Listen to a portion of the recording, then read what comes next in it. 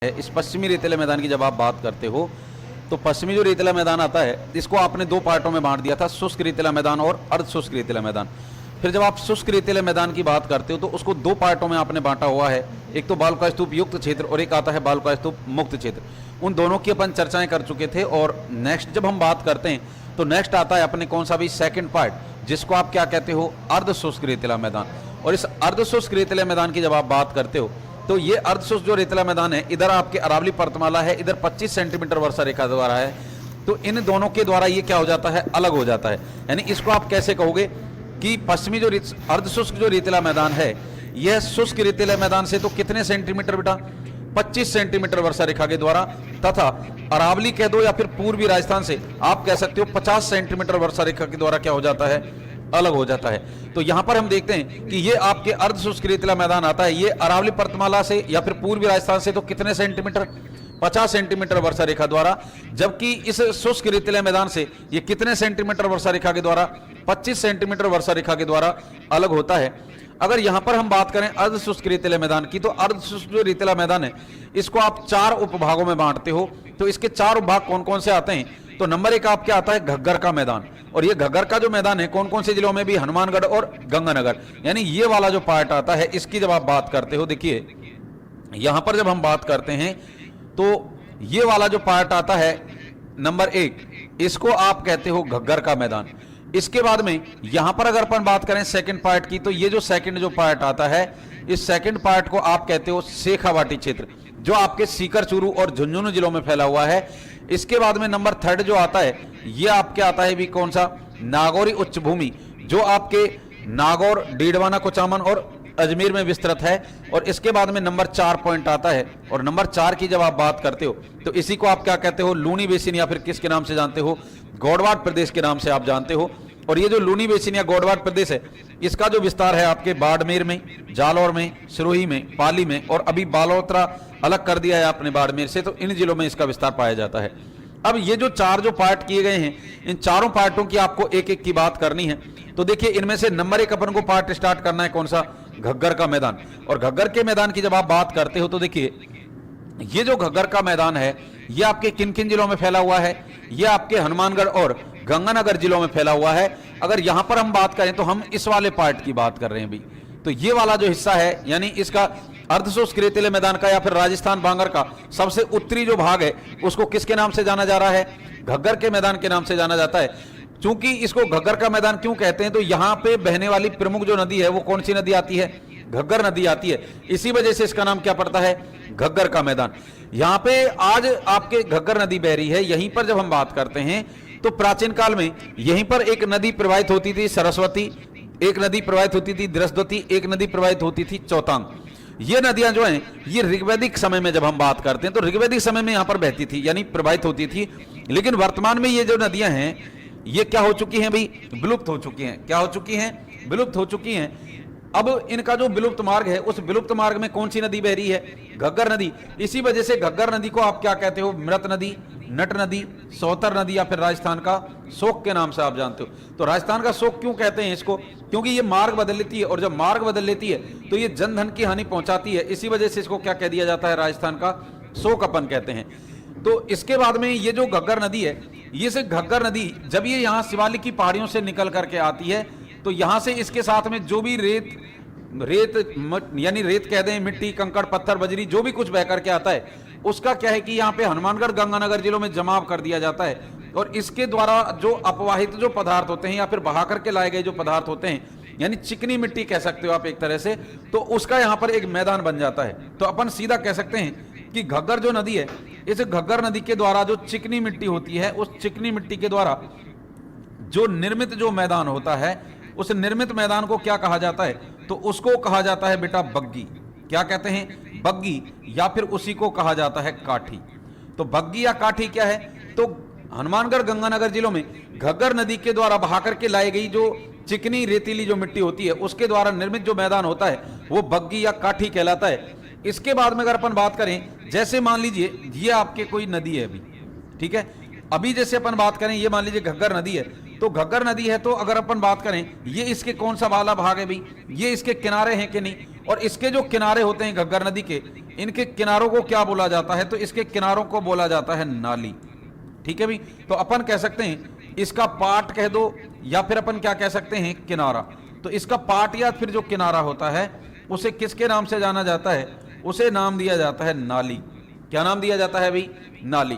तो ये अपने कौन सा मैदान हो जाता है, घग्गर का मैदान। ये जो घग्गर नदी है, जब इसकी अपन बात करते हैं तो इसमें जब बाढ़ आती है या फिर उफान आता है, तो ये जो बाढ़ आती है तो इसका जो पानी है वो गंगानगर तक नहीं रुकता, इसका पानी आगे निकल जाता है। और आगे कहां तक चला जाता है, इसका जो पानी है वो चला जाता है पाकिस्तान में। और पाकिस्तान में एक स्थान का नाम आपने सुना होगा, फोर्ट अब्बास। कौन सा आता है भाई, फोर्ट अब्बास। तो फोर्ट अब्बास तक इसका जो पानी है वो पहुंच जाता है। और फिर इसके बाद में पाकिस्तान में इसको किसके नाम से जाना जाता है, तो पाकिस्तान में इसको कहा जाता है वाहिद, या फिर इसी को कहा जाता है हकरा।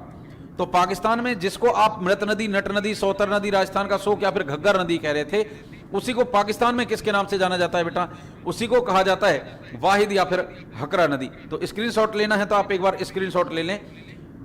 इसके बाद देखिए नेक्स्ट पार्ट की अपन को बात करनी है, और जो नेक्स्ट जो पार्ट आता है अर्धशुष्क रेतीले मैदान का, ये जो पार्ट आता है इसको आप कहते हो शेखावाटी क्षेत्र। क्या कहते हो बेटा, शेखावाटी क्षेत्र। और शेखावाटी जो क्षेत्र है इसकी जब अपन बात करते हैं, तो शेखावाटी क्षेत्र की जब हम बात करते हैं, एक तो इसका विस्तार किन जिलों में है, तो आप कहते हो कि इसका जो विस्तार है वो सीकर में है, झुंझुनू में है, और किस में है भाई, चूरू में है। सीकर में है, झुंझुनू में है, और किस में है, चूरू में है।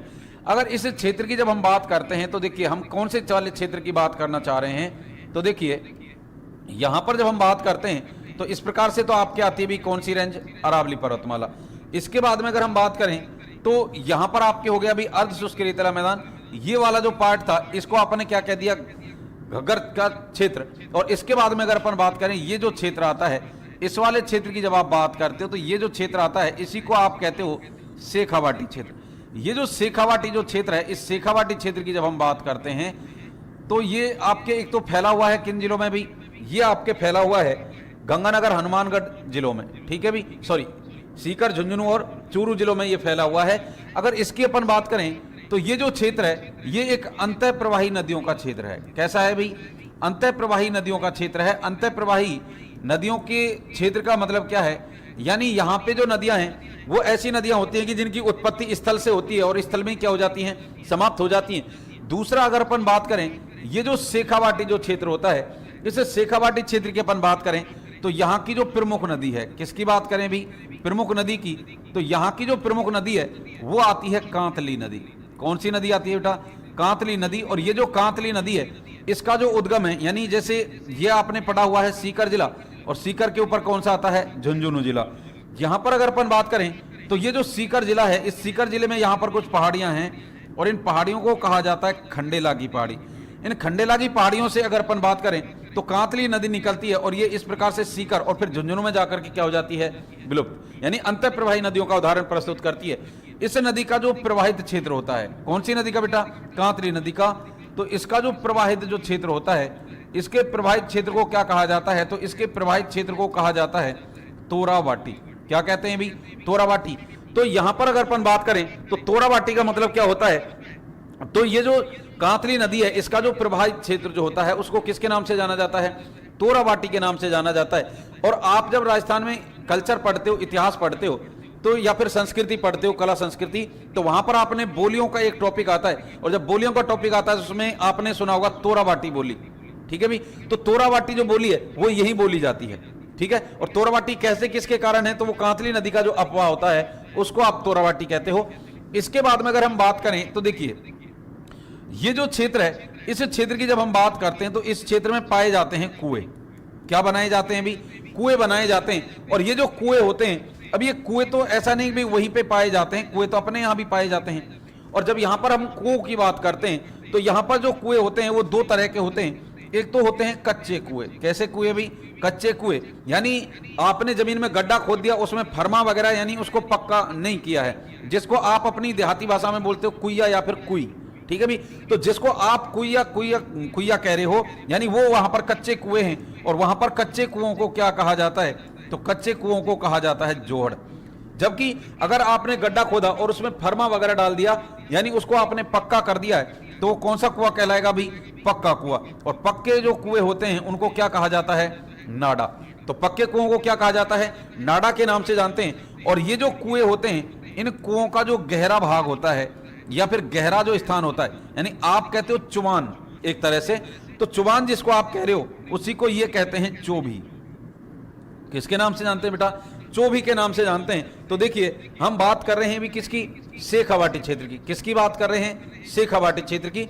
और शेखावाटी क्षेत्र की जब आप बात करते हो तो जो शेखावाटी क्षेत्र है इसका जो विस्तार है वो सीकर, झुंझुनू और चूरू जिलों में है। ये कैसा है भाई? अंतर प्रवाही नदियों का क्षेत्र है। प्रमुख नदी कौन सी होगी? कांतली नदी। उसके बाद में ये जो कांतली नदी है इसका उद्गम खंडेला की पहाड़ी सीकर से होता है।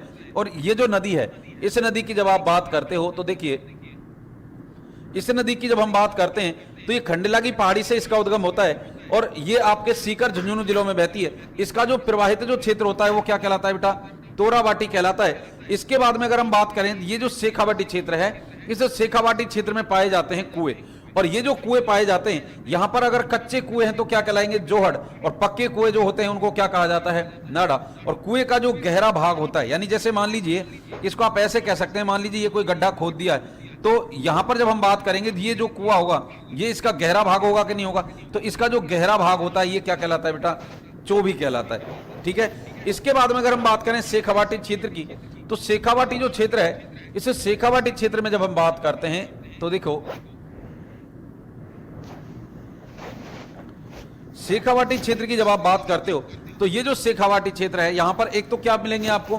कुएं देखने को मिलेंगे। और दूसरा अगर अपन बात करें तो यहां पर आपके पाए जाते हैं, अब यहां पर जैसे हम कह रहे थे कि भी कच्चे कुओं को क्या कहते हैं? जोहड़। लेकिन अपने यहां जोहड़ किसको कहते हैं? तो अपने यहां जो जोहड़ है वो तालाबों को कहते हैं। अगर यहां पे हम बात करें तालाबों की तो देखिए इस शेखावाटी क्षेत्र में जो तालाब जो पाए जाते हैं उनको क्या कहा जाता है? तो उनको कहा जाता है सर या फिर सरोवर। क्या कहते हैं भाई? सर या सरोवर के नाम से जानते हैं। जबकि अगर अपन बात करें यहां पर, अगर अपन बात करते हैं तो यहां पर चारागाह पाए जाते हैं। क्या पाए जाते हैं भाई? क्योंकि यहां पर घास के मैदान है और ये जो घास के मैदान है इनको कहा जाता है चारागाह। तो यहां पे जो चारागाह होते हैं उन चारागाहों को क्या कहा जाता है बेटा? बीड़ के नाम से जानते हैं। और इस क्षेत्र में जो मंदिर पाए जाते हैं उन मंदिरों की जो भूमि होती है, मंदिरों की भूमि, तो मंदिर भूमि या फिर मंदिरों के नियंत्रण की जो भूमि होती है उसको क्या कहा जाता है? उसको कहा जाता है देववन या फिर इसी को कहा जाता है ओरण। देववन या ओरण के नाम से अपन जानते हैं। तो ये अपने कौन सा क्षेत्र हो जाता है भाई? ये अपने हो जाता है शेखावाटी क्षेत्र। पार्ट आता है, इसको आप कहते हो नागौरी उच्च भूमि। किसके नाम से जानते हो भाई?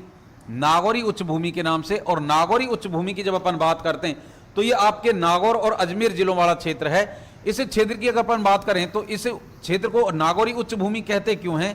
क्योंकि ये जो क्षेत्र है सामान्यतः, अगर जब हम इसकी बात करते हैं तो सामान्यतः इसकी जो ऊंचाई है वो कितनी आती है भाई? तो वो आती है 200 से लेकर के और 300 मीटर। तो ये 200 से 300 मीटर ऊंचा है, यानी ऊंचाई अधिक है। इस वजह से इसको क्या कहा जा रहा है? नागौरी उच्च भूमि कहते हैं। अगर इस क्षेत्र की जब अपन बात करते हैं तो ये जो क्षेत्र है इस क्षेत्र में पाई जाती हैं बेटा चट्टानें। क्या पाई जाती हैं भाई? चट्टानें। और ये जो भाग है इस भाग में जब हम बात करते हैं तो 3 चट्टानें पाई जाती हैं मुख्य रूप से। कौन कितने प्रकार की चट्टानें पाई जाती हैं? 3 चट्टानें पाई जाती हैं। और 3 चट्टानों की जब आप बात करते हो तो एक तो जैसे आपने नाम सुना होगा मकराना श्रेणी। कौन सी श्रेणी आती है भाई? मकराना श्रेणी। तो यहां पर जब हम बात करते हैं चट्टानों की तो एक तो आपने नाम सुना होगा मकराना श्रेणी। ठीक है भाई। और ये जो मकराना श्रेणी है इसके बाद में एक यहां पर आपने नाम सुना होगा मांगलोद श्रेणी। कौन सी श्रेणी आती है भाई? मांगलोद श्रेणी। इसके बाद में अगर अपन बात करें एक यहां पर आती है जिसको आप कहते हो जायल श्रेणी। कौन सी श्रेणी भाई? जायल श्रेणी। तो ये जो नागौरी उच्च भूमि है इस नागौरी उच्च भूमि में 3 चट्टानें हैं।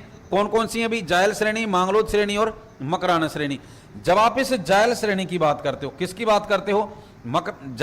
जायल श्रेणी की बात करते हो तो ये जो जायल श्रेणी है ये आपके ज्यादा जो प्रसिद्ध रहती है ये रहती है फ्लोराइड के लिए। किसके लिए रहती है भाई? फ्लोराइड के लिए जानी जाती है। जबकि अगर अपन बात करें मांगलोद श्रेणी की तो ये आपके जिप्सम के लिए प्रसिद्ध है। किसके लिए? जिप्सम के उत्पादन के लिए प्रसिद्ध है। इसके बाद में अगर अपन बात करें मकराना श्रेणी की, तो ये आपके संगमरमर के लिए, यानी जिसको आप मार्बल कह रहे हो, तो ये संगमरमर के लिए प्रसिद्ध है। यहां पर अगर अपन बात करें तो जैसे मांगलो श्रेणी है जिप्सम के लिए, मकराना श्रेणी है संगमरमर के लिए, वैसे ही अगर अपन बात करें जायल श्रेणी की, तो जायल जो श्रेणी होती है, इस जायल श्रेणी जो है ये किसके लिए फेमस रहती है भाई? फ्लोराइड के लिए, यानी फ्लोराइड से बनी हुई है। और यहाँ पे भूमि का जो आंतरिक भाग होता है उसमें ये जो फ्लोराइड होता है, उसमें भूमि के आंतरिक भाग में जो उपस्थित जो जल होता है उस जल में ये फ्लोराइड घुल जाता है। किस में घुल जाता है भाई? जल में घुल जाता है। और जब जल में घुल जाता है तो जल में घुलने के कारण ये जो जल होता है, इस फ्लोराइड युक्त जल का सेवन करने के कारण एक रोग हो जाता है, और उस रोग का नाम आपने नाम सुना होगा, फ्लोरोसिस। क्या कहते हो भाई? फ्लोरोसिस। और ये जो फ्लोरोसिस जो रोग होता है, इस फ्लोरोसिस के कारण क्या होता है? फ्लोरोसिस रोग हो जाता है। देखिए अगर हम बात करें तो फ्लोरोसिस रोग हो जाता है, और ये जो फ्लोरोसिस रोग होता है, इस फ्लोरोसिस रोग के कारण होता क्या है कि जो दांत होते हैं, इन दांतों पर तो पीलापन आ जाता है, यानी दांत तो कैसे हो जाते हैं भी आपके? पीले हो जाते हैं। लेकिन अगर अपन बात करें रीढ़ की हड्डी की, यानी जिसको आप मेरुदंड कहते हो, तो ये जो मेरुदंड या फिर रीढ़ की जो हड्डी होती है, इसमें झुकाव उत्पन्न हो जाता है। क्या उत्पन्न हो जाता है बेटा?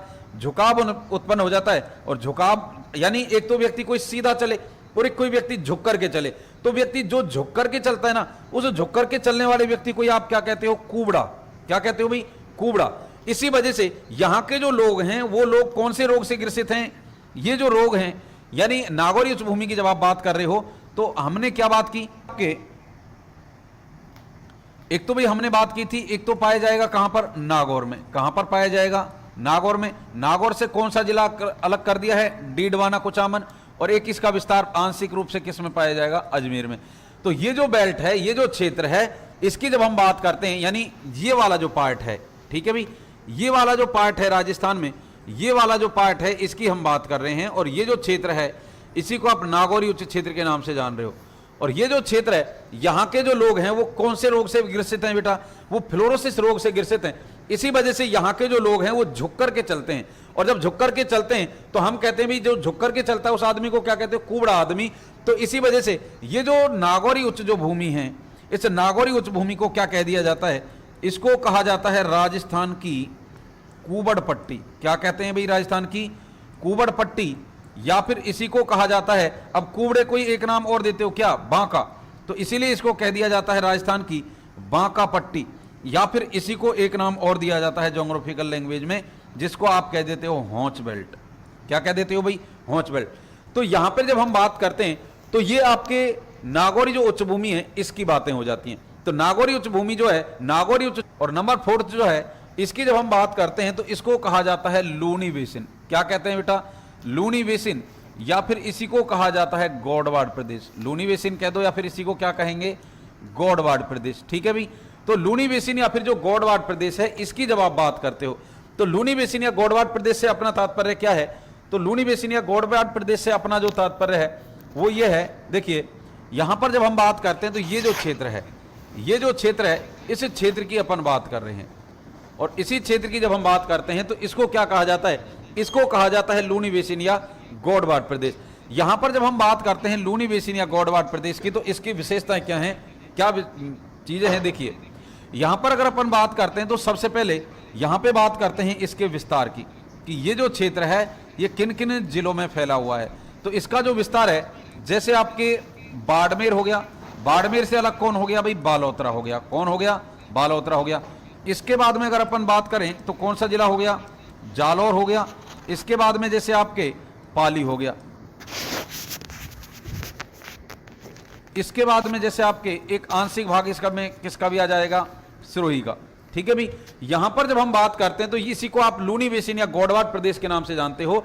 और इसी क्षेत्र की जब आप बात करते हो प्रमुख नदी की, किसकी बात करते हैं भाई? प्रमुख नदी। तो इस क्षेत्र की जो प्रमुख जो नदी आती है वो आती है लूनी नदी। कौन सी नदी आती है भाई? लूनी नदी। ये जो लूनी नदी है, इस लूनी नदी की जब आप बात करते हो तो ये नाग पहाड़ अजमेर से निकलती है भाई। कहां से निकलती है? नाग पहाड़ अजमेर से निकलती है। और ये नाग पहाड़ से अजमेर से निकल करके, और ये जो नदी है ये आपके कहां तक बह करके आती है? बालोतरा तक। कहां तक बह करके आती है? बालोतरा तक। तो नाग पहाड़ से निकलती है, यानी ये जो नदी है इसकी जब हम बात करते हैं तो नाग पहाड़ से और बालोतरा तक इसका जो जल है वो कैसा होता है, मीठा, और उसके बाद में बालोतरा से और कच्छ के रण तक इसका जल कैसा हो जाता है, खारा। इसी वजह से इसको आप कहते हो आधी खारी और आधी मीठी नदी। तो इसके जब आप बात करते हो उपनामों की, किसकी बात करते हो, उपनामों की, तो इसके जो उपनाम आते हैं, एक तो जैसे इसको आप कहते हो पश्चिमी राजस्थान की, एक तो ये सबसे लंबी नदी है और सबसे मीठे पानी की भी सबसे लंबी नदी है, इसी वजह से इसको आप कहते हो पश्चिम राजस्थान की गंगा। किसके नाम से जानते हो, पश्चिमी राजस्थान की गंगा। या फिर इसी की जब हम बात करते हैं, इसी को आप कह देते हो मरुस्थल की जीवन रेखा, इसी को आप कह देते हो आधी खारी और आधी मीठी नदी। इसके बाद में इसको कहा जाता है लवणवती, इसी को कहा जाता है लवणाद्री, इसी को कहा जाता है अंतः सलीला। किसके नाम से जानते हैं भाई, अंतः सलीला। तो ये जो नाम हैं ये सारे के सारे कौन सी नदी के नाम हैं, ये आपके लूणी नदी के नाम हैं। और जब इसकी अपन बात करते हैं तो देखिए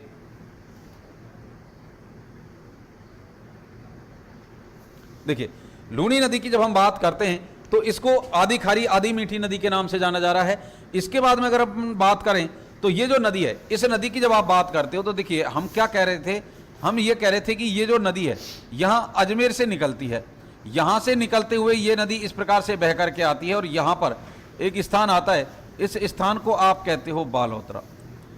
तो यहाँ नाग पहाड़ से और बालोतरा तक तो इसका जल कैसा होता है, मीठा होता है। इसके बाद में बालोतरा से आगे जब ये बहती है तो बालोतरा से आगे नमकीन मृदा के जमाव के कारण इसका जो जल है वो कैसा हो जाता है बेटा, खारा हो जाता है। कैसा हो जाता है, खारा हो जाता है। इसी वजह से इसको क्या कह दिया आपने, आधी खारी और आधी मीठी नदी। ये जो नदी है जब ये जालौर जिले में आती है, कौन से जिले में आती है भाई, जालौर जिले में आती है। तो जालौर जिले में इस नदी का जो प्रवाह क्षेत्र होता है उसको कहा जाता है रेल, या फिर इसको कहा जाता है नाडा। तो जालौर जिले में ये जो लूणी नदी है, इस लूणी नदी का जो प्रवाहित क्षेत्र होता है उसको किसके नाम से जाना जाता है, उसको रेल या नाडा के नाम से जाना जाता है। समझ में आया भी। तो ये अपने जो अर्ध शुष्क जो रेतीला मैदान था उसके ये चारों पार्ट हो जाते हैं। देखिए आपको देखने को मिल सकती हैं, जैसे आपने नाम सुना होगा पीवना, ठीक है भाई। इसके बाद में पीवना की जब हम बात करते हैं तो ये पीवना क्या है, तो देखिए यहाँ पे मरुस्थलीय क्षेत्र में एक सांप की प्रजाति पाई जाती है। ये जो पीवना होता है इसी को कहा जाता है सिंध करैत। क्या बोलते हैं भाई, सिंध करैत। और ये जो सिंध करैत या फिर जो पीवना है ये क्या है, तो यहाँ पर पाई जाने वाली सांप की प्रजाति है। किसकी प्रजाति है भाई, सांप की प्रजाति है। और ये जो सांप है ये कैसा सांप है, ये बिना किस करने वाला सांप है ना, यानी ये बिना डसे ही आपको मार देता है। तो ये जो सांप होता है इसी को आप क्या कहते हो, सिंध करैत या फिर पीवना के नाम से जानते हो। इसके बाद में अगर हम बात करें तो देखिए एक आपको नाम याद रखना है, इनसेल वर्ग। क्या याद रखना है बेटा, इनसेल वर्ग। ये जो इनसेल वर्ग होते हैं इन्हीं को कह सकते हो आप मरुस्थलीय द्वीप। क्या कह सकते हो, मरुस्थलीय द्वीप। तो इनसेल वर्ग जो है इन्हीं को आप क्या कहते हो, मरुस्थलीय द्वीप की संज्ञा देते हो। होता क्या है, जैसे मान लीजिए ये मरुस्थल है और यहां पर ये क्या बिछी पड़ी है भाई, रेत बिछी पड़ी है। अगर यहां पर कोई पहाड़ी हो, क्या हो भाई, पहाड़ी हो, तो ये जो मरुस्थलों में जो एकाकी जो पहाड़ियां होती हैं, कैसी पहाड़ियां होती हैं, एकाकी जो पहाड़ियां होती हैं, इन एकाकी पहाड़ियों को ही क्या बोला जाता है बेटा, इन्हीं को बोला जाता है आपके इनसेल वर्ग। क्या कहते हैं, इनसेल वर्ग। इस यहां पर कोई पहाड़ी है और उसके बाद में ये कोई पहाड़ी है, ठीक है भाई। अगर इन पहाड़ियों के मध्य में, इन पहाड़ियों के मध्य में अगर यहां पर मान लीजिए जल एकत्रित हो जाए, तो दो पहाड़ियों के मध्य में जो जल जो एकत्रित हो जाता है, इस जल को ही क्या कहा जाता है बेटा, इसको कहा जाता है वालसन। क्या कहते हैं, वालसन। तो मरुस्थलीय क्षेत्रों में दो पहाड़ियों के मध्य में स्थित जो जल होता है वो क्या कहलाता है, वालसन कहलाता है, ठीक है भाई। तो ये अपने पश्चिमी जो रेतीला मैदान है ये अपना हो जाता है कंप्लीट। इसके बाद में नेक्स्ट भौतिक प्रदेश पे अपन बात करेंगे जो है क्या, अरावली पर्वतमाला। थैंक यू भाई।